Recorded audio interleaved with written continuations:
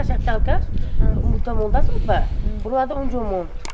Kurum burada karaktersiz bulunuşanda o baş bütün vakitte kanal bir formatı ya. Sonra bazı çoğu sadım kanser durum bıraktım. Muhabbat Hodiboyeva zani taqriban 60 sola است. حوله استقامتی او در سرحد با جمهوری قرقیزستان جای گرفته است. خانه محبت خاله را از دولت همسایه تنها 1 سای خواجه به قرغان جدا میکند. محبت و همسری او رستم هادیبویف از پرتوهای داخل این کانال به داد آمده و شعبه اطلاعاتی سیمای مستقل یکم شکایت کردند. معلوم شد که آنها از سال 1987 این جانب از همین کانال آب می نوشند. هر گونه پرتوهای معیشی، پامپرس‌های کودکانه، جسدی سگ و گربه از درون این سای می براید. این حالت عائله هادیبویف ها را به تشویش آورده است. آخر نیوراهم اینو گفتاس که بنه براورده اونجا موند ادونه کانال اقدام دیگه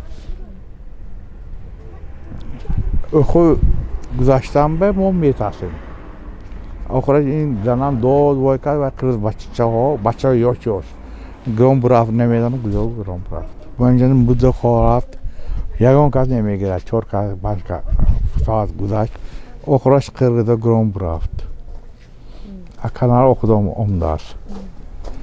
چه میکنیم که ما دستور رسانیم ما میتاسیم و یا نیگفت.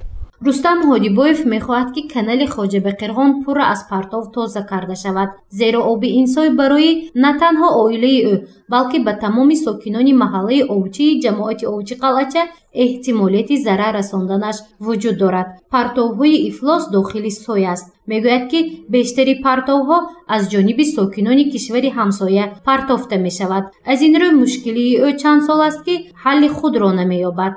اگر همه آب خوش شود دور کانال بینید ای خدا میگوییم که خیرات مویقان خیلی کسل نمیرسد ده این دونش همه پر موتور بطون موتور اگر ما پایین هم ده اوای قرقیزستان موتور دون کانال هم ده اگر بالا سیل بیاد من اینجا سیل زدگی من اینجا یه خدای توبه کردم وای اون دیگه موتور چوزور همونجا همون کپرگوی زد همون باید الله میفتیم که اینجا یک حرکت کرده آبای تازه کنیم. در همین حال از ریاست حفظ محیط زیستی ولایت سوخت اطلاع دادند که از پرتوها تازه کردن کانال‌های نزدیک سرحدی مسئله خیلی وزنین و جدی است. آن تنها طریق گفت و شنود کارمندان مقامات محلی بین دو دولت به انجام میرسد. از این رو سری وقت تازه نمودن سای تا اندازه طول میکشد، ولی نوابسته به این نظارت دولتی وظیفه اساسی ریاست حفظ محیط زیست است. در اونجا البته گوییم که همون جایی که معماهای نزد سرحدی است در نزد جماعت باید همین گونه خدمات تشکیل شود. مخصوص جای پرتو جمع میکردگی باید معین گردیده جدا شود و با گوییم که طلبات های امروز قانون های عمل کننده دازیما میمونند باید مشخص گردانیده شود و این مسئله حل شود. مسئله ای که پرتو از طرف جمهوری همسایه به گوییم که منطقه های تاجیکستان و ولایت سوخت و آنها در جایگیری میکنند پرتوهای خود رو. البته اینجا علاقه مقامات های اجرایی گوییم که در جایها با جمهوری همسایه این مسئله های تاریخی گفت و شنید باید حل نماید. رئیس جماعت دهات اوچی قلعه احرار نعمتов طریق تلفن به ما گفت که آنها تنها نظارت میکنند. هفته 2 مرتبه با جلب ساکنان حشر نیز تشکیل کرده می شود، اما پرتوهای اطراف کانال خواجه به قرغان نوابسته از حشر و شنبگی ها به طلبات جوابگو نیست. رئیس این جماعت طریق تلفن گفت که تازه کردن کانال بهداشت وضع سانیتری و اپیدمیولوژی این موضوع به ذمه مسئولین اداره خواجه به قرغان است.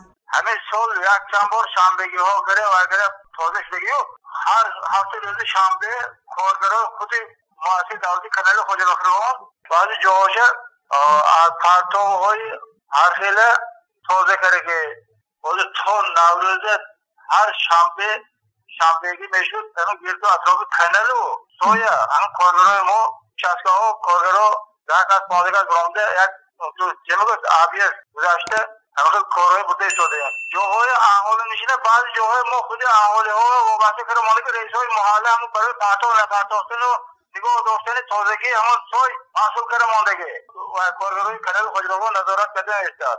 مسئولین مؤسسه دولتی کانال خوجبقیرغان میگویند که موضع اهالی نشین را تنها خود ساکنان باید تازه نمایند. به گفته آنها نظارت پرتویی و گرفتن آن تازه کردن کانال به ذمه رئیس محله های جماعت اوچ قلعچه است، زیرا آنها وظیفه‌دار کرده شدند، گفتند مسئولین مقامات محلی در ناحیه باباجان غفوروف. عائله رستم هادیبایف در کوچه تختبای اسکندرف زندگی میکنند. اعضای عائله هادیبایف ها از 16 نفر عبارت میباشند. و جز آنها در این منطقه نزدی سرحدی 30 خواجگی دیگر بیش از 30 سال است که اقامت دارند و آب نوشاکی آنها از سوی خوجبقیرغان است. در مجموع آب سوی بنا به مشاهده گروه کاری ما پر از پرتو می باشد و سرچشمه بیواسطه بیماری های سیرایتی شدنش از احتمال دور نیست، زیرا اینجا به معیارهای سانیتری و گیگینی جوابگو نیست. گزارش مفنشکور و نسیم رحیمов برای برنامه اطلاعاتی خبر.